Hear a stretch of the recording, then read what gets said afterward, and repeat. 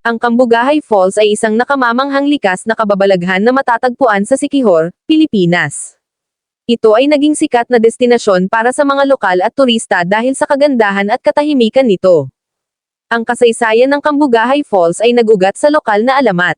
Ayon sa mga kwentong ipinasa sa mga henerasyon, ang talon ay pinaniniwalaan na nabighani ng mga mystical na nilalang na nagbabantay sa malinis na tubig nito. Sa paglipas ng panahon, nakilala ang talon para sa nakamamanghang tanawin at malinaw na kristal na mga pool. Ang mga bisita sa Cambugahay Falls ay maaaring makisali sa iba't ibang aktibidad na nagpapatingkad sa kagandahan ng paligid. Isa sa mga pinakasikat na aktibidad ay ang paglangoy sa mga nakakapreskong pool sa ilalim ng mga cascading waterfalls. Ang malamig at malinaw na tubig ay nagbibigay ng perpektong pahinga mula sa tropikal na init, na ginagawa itong paboritong lugar para sa parehong pagpapahinga at pakikipagsapalaran. Maraming mga bisita ang nasisiyahan din sa pagtalon sa talampas sa malalalim na pool sa ibaba, na nagdaragdag ng adrenaline rush sa kanilang karanasan. Ang luntiang halamanan na nakapalibot sa falls ay lumilikha ng magandang backdrop para sa mga mahilig sa photography, na maaaring makuha ang natural na kagandahan ng lugar. Bukod pa rito, ang mga bisita ay maaaring maglakad ng maluwag sa mga maayos na landas na patungo sa talon, na ilubog ang kanilang sarili sa tahimik na kapaligiran ng kagubatan. Ang mga picnic sa gilid ng tubig ay isa ring sikat na aktibidad, na nagbibigay daan sa mga bisita na kumain habang nagpapainit sa tahimik na kapaligiran. Sa pangkalahatan, nag-aalok ang Cambugahay Falls ng perpektong timpla ng natural na kagandahan at mga aktibidad sa paglilibang, na ginagawa itong isang destinasyon na dapat bisitahin para sa sinumang tuklasin ang kaakit-akit na isla ng Siquijor. Ang Cambugahay Falls sa Siquijor, Pilipinas, ay may kasaysayan na nauugnay sa mayamang pamana ng kultura at natural na kagandahan ng isla.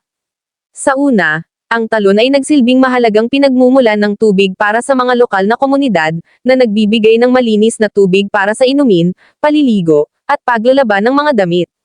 Sa paglipas ng panahon, habang kumalat ang balita tungkol sa nakamamanghang kagandahan ng falls, nagsimula itong makaakit ng atensyon mula sa mga manlalakbay na naghahanap ng pakikipagsapalaran at katahimikan.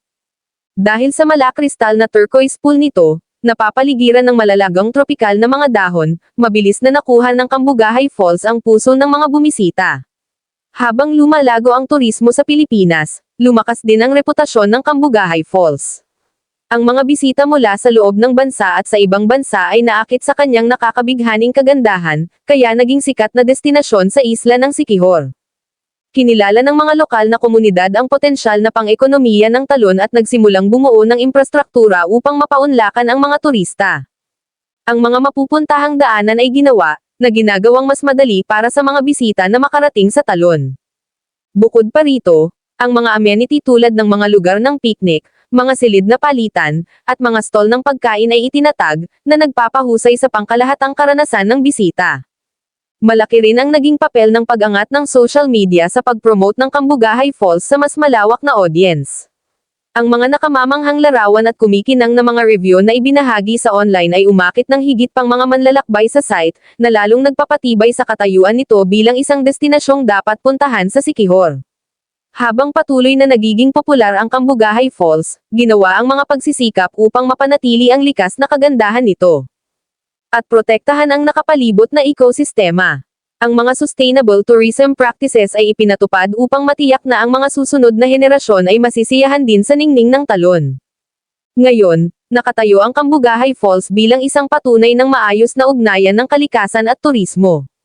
Ang paglalakbay nito mula sa isang lokal na pinagmumulan ng tubig patungo sa isang minamahal na lugar ng turista ay sumasalamin sa pangmatagalang akit ng mga likas na kababalaghan ng Pilipinas at ang kapangyarihan ng responsableng turismo upang ipakita at protektahan ang mga ito.